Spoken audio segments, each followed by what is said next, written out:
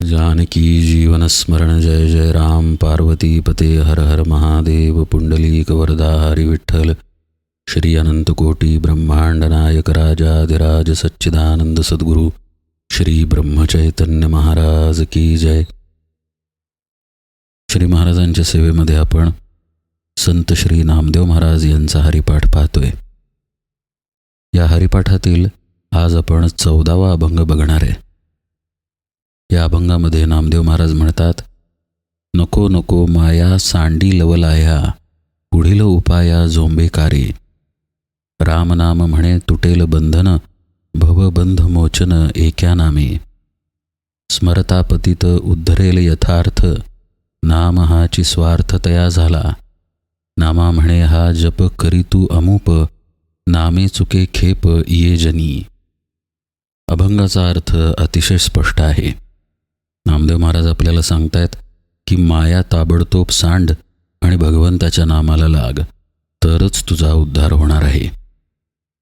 पण हा विषय त्यांनी कशा पद्धतीनं मांडलाय हे आपण हळूहळू पाहूया. नामदेव महाराज नको नको माया सांडी लवलाया अशी सुरुवात करतात. या त्यांच्या शब्दामागे एक प्रकारची घाई आहे. घाई ते आपल्याला करतायत की ताबडतोब माया तू सांड, म्हणजेच मायेला तू सोड. आता ही त्यांची जी घाई आहे ती आपल्या उद्धारासाठीच आहे हे तर उघड आहे. पण यामध्ये त्यांना असं सुचवायचं आहे की आपण परमार्थाची तातडी करणं गरजेचं आहे. आपला प्रपंचाचा अनुभव पहा बरं का. समजा आपल्या घरी विजेचं बिल आलं आणि विजेचं बिल भरायची शेवटची तारीख समजा 8 आहे. असं समजा की 7 तारखेपर्यंत आपल्या हे लक्षात राहिलं नाही.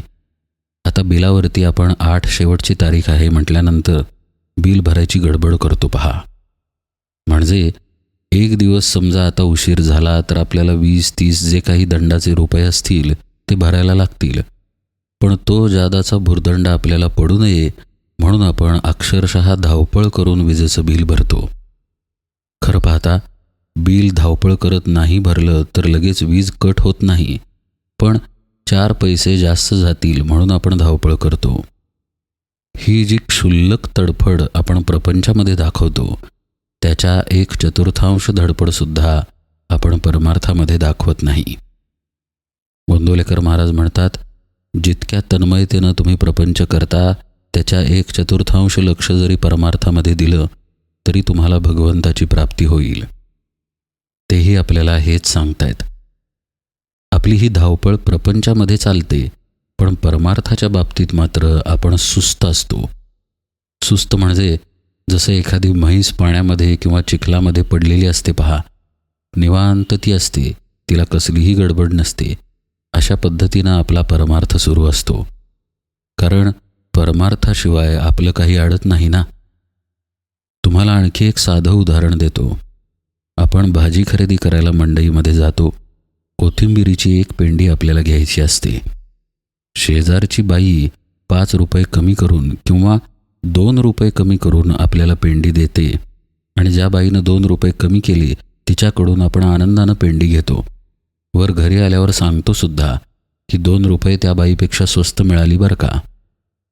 म्हणजे इतक्या क्षुल्लक गोष्टींसाठी आपण तडफड करत प्रयत्न करतो आणि वर तो प्रयत्न अभिमानानं मिरवतो सुद्धा. याच्या 1% धडपडसुद्धा आपली परमार्थामध्ये दिसत नाही. गोंदवलेकर महाराज म्हणतात, भगवंताशिवाय आपले अडते असे आपल्याला वाटतच नाही, हीच आपली अडचण आहे. देव काय असला तर ठीक, नसला तरी ठीक, प्रपंच मात्र मला पाहिजे अशी आपली भूमिका असते. असं असल्यामुळे आपल्याकडून परमार्थाची तातडी होत नाही. नाम घडले नाही, साधनेला बसता आले नाही, ध्यानधारणा झाली नाही तर आपल्या मनाला अस्वस्थता लागत नाही. कारण ते काय झाले तर झाले, नाही झाले तर नाही झाले, त्यामुळे दिवसभरात अडलंय कुठे, काहीच नाही. अशी कल्पना करा, नुसती कल्पना बरं का, की 1 तास शांतपणे नामस्मरण जर आपले झाले नाही तर आपल्या अकाउंटमधून 10 रुपये कमी होतील. तर त्या 10 रुपयांसाठी आपण नामस्मरणाला बसू. अशा पद्धतीचा आपला हलका भाव असतो. नामदेव महाराज आपल्याला त्वरा करायला सांगतायत. नको नको माया सांडी लवलाह्या. लवलाह्या म्हणजे गडबडीने, घाईने. पटकन मायेचा संग तू सोड आणि भगवंताच्या नामाला लाग, असं ते सांगतात. पुढील उपाया झोंबेकारे म्हणजे पुढचा उपाय का नाही करत तू, असं नामदेव महाराज म्हणतात. पुढचा उपाय म्हणजेच मायेला सांडण्यासाठीचा उपाय म्हणजेच नाम. माया ही मला नको आहे, मला भगवंत आहे, ही जाणीव होणं सुद्धा महत्त्वाचं आहे. ही जाणीव आपल्याला होत नाही याची काही कारणं आहेत. एक कारण म्हणजे माया आपल्याला गोड वाटते.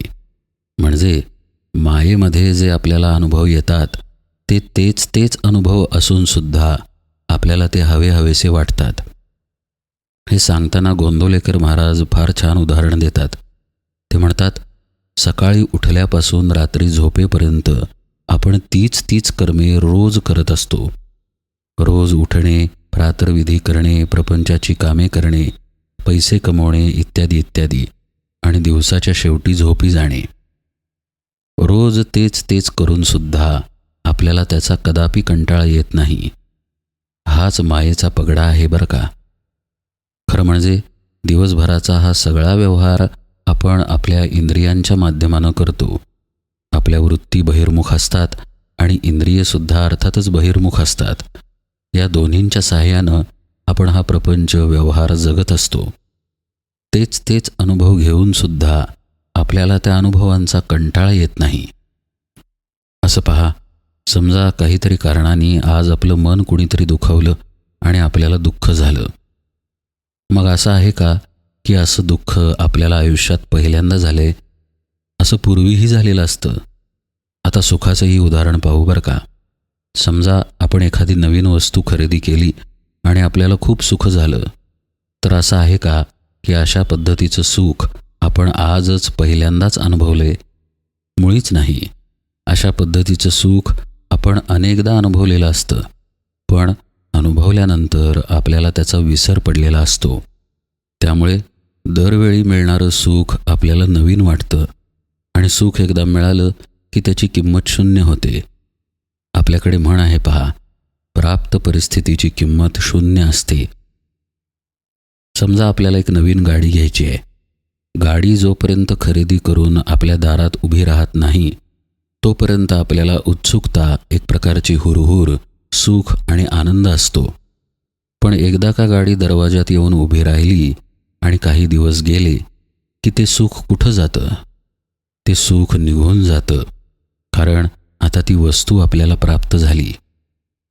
पण या गोष्टीचा की आपल्याला सुख झालं पण ते सुख टिकलं नाही याचा आपल्याला विसर पडतो. आपल्याला असं वाटतं की आणखी काही घेतलं की आपण सुखी होऊ, आणखी आपली परिस्थिती बदलली की आपण आनंदी होऊ, आणि हे असं मरेपर्यंत सुरू राहतं. आणि यालाच माया गोड वाटणे असं म्हणतात.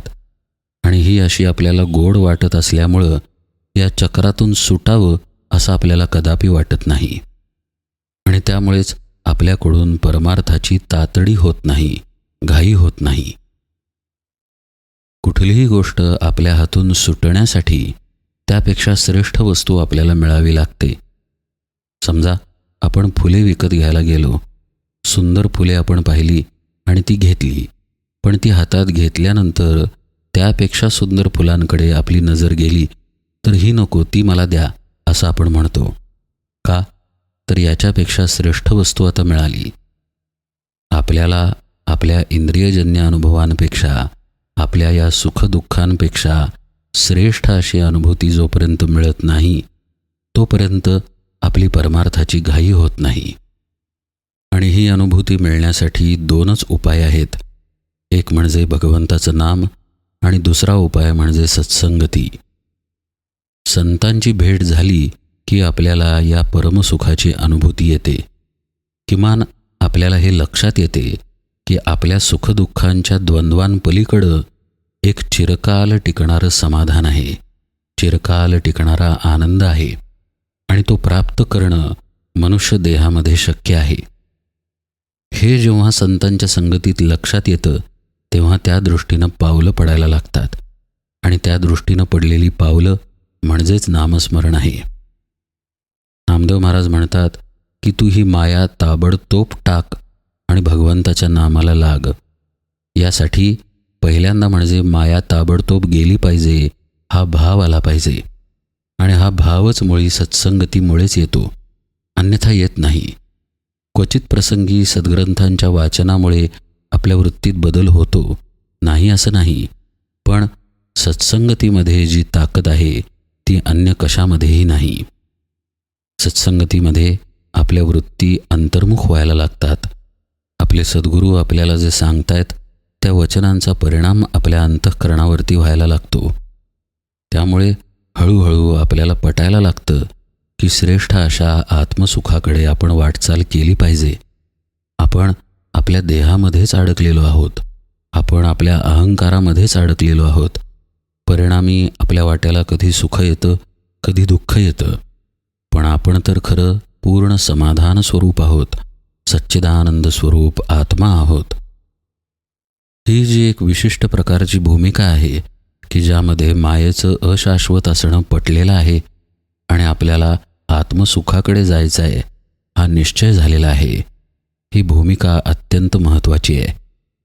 या भूमिकेवरती आलेला साधकच मायेला सांडण्याची घाई करतो. नको नको माया सांडी लवला ह्या वाटेनं तो जातो आणि मग पुढील उपाया झोंबेकारे हा तो करतोच. म्हणजे मायेला सांडण्यासाठीचा पुढचा उपाय भगवंताचं नाम घेणे हे तो करतोच. नामदेव महाराज म्हणतात, रामनाम म्हणे तुटेल बंधन. कसलं बंधन? मायेचंच बंधन. भवबंध मोचन एका नामे. या मायेच्या बंधनामुळं आपल्याला भवबंध झालेला आहे. भव म्हणजे या दृश्यामध्ये आपण अडकलेलो आहे, या संसारामध्ये आपण अडकलेलो आहे. समर्थ म्हणतात, मी जीव मज बंधन, मज आहे जन्म मरण. अशा पद्धतीचा भ्रम आपण बाळगून राहिलेलो आहोत. कारण आपण स्वतःला जीव किंवा देह म्हणून समजत आहोत. अशामुळं काय झालं, आपल्याला भवबंध झाला. भव म्हणजे संसाराची बाधा लागली. पुन्हा पुन्हा जन्माला येणे, कर्म करून पुन्हा मरणे आणि पुन्हा जन्म घेणे, या चक्रामध्ये आपण सापडलो. नामामुळे यातून तुझी सुटका होते, पण त्यासाठी आधी मायेला बाजूला टाकण्याची घाई झाली पाहिजे. ती घाई होण्यासाठी माया ही अशाश्वत आहे आणि मला शाश्वत असा परमात्मा हवा आहे, ही मुमुक्षु दशाही आली पाहिजे. नामदेव महाराज म्हणतात, भवबंध मोचन होईल पण एका नामे होईल. त्यांचं म्हणणं असं आहे की हे जर झालं तर नामानंच होईल आणि एका नामानं होईल, म्हणजे एक भावानं घेतलेल्या नामानं होईल. याआधीही निरूपणामध्ये हा विषय आलाय पहा की भगवंत आणि मी हे निराळे आहोत, हा भ्रम टाकूनच आपल्याला साधना सुरू करायची आहे. भगवंताशी एकत्वाचा अनुभव घ्यायचा आहे, ही गोष्ट खरी आहे. पण तो अनुभव घेण्यासाठी जो प्रवास सुरू करायचा आहे, तो प्रवासच मुळी मी आणि भगवंत एकच आहोत या भावानं झाला पाहिजे. म्हणूनच ज्ञानेश्वर महाराज हरिपाठामध्ये म्हणतात, एक हरी आत्मा जीव शिव सम. जीव आणि शिव हे वेगवेगळे नसून एकच आहेत या भावानं त्या शिवाचं म्हणजेच हरीचं म्हणजेच आपल्या आत्मस्वरूपाचं अनुसंधान झालं पाहिजे. यालाच एका नामे असं नामदेव महाराज म्हणतात. अशा पद्धतीनं जर उपासना झाली तरच भवाचं बंधन तुटतं, भवबंध मोचन होतं. ही परमार्थ साधनेतील वस्तुस्थिती आहे. पुढे नामदेव महाराज म्हणतात, स्मरता पतित उद्धरेल यथार्थ. आता पतित म्हणजे नेमकं काय? आणि ते पुढे म्हणतात, नाम हाची स्वार्थ तया झाला. नामाचा स्वार्थ होणे म्हणजे काय आणि आत्ता आपण कुठल्या स्वार्थामध्ये आहोत हा विषय बघणं पण जरुरीचं आहे. अभंगाच्या शेवटी नामदेव महाराज म्हणतात, नामा म्हणे हा जप करी तू अमूप, नामे चुके खेप ये जनी. या चालू जन्मामध्येच आपली जन्ममरणाची खेप चुकवण्याचं सामर्थ्य आहे. इकडे नामदेव महाराज अभंगाच्या शेवटी विषय नेतात. हा सर्व भाग आपण यथावकाश पाहूया. आज मात्र निरूपण सेवेला इथेच विराम देतो. जानकी जीवन स्मरण जय जय राम